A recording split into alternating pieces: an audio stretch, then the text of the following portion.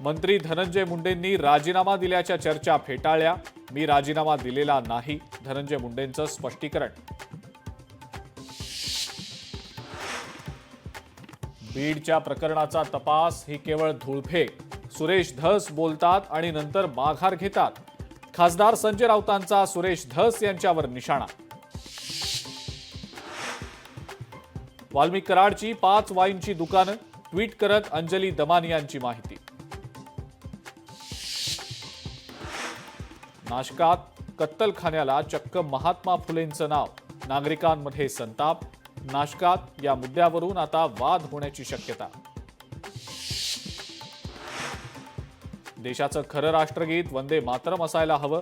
रामगिरी महाराजांच्या वक्तव्यावर पडसाद उमटण्याची शक्यता.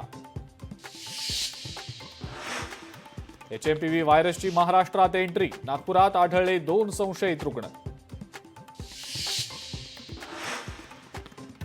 दिल्ली विधानसभा निवडणुकीची तारीख जाहीर. 5 फेब्रुवारीला मतदान तर 8 फेब्रुवारीला होणार मतमोजणी.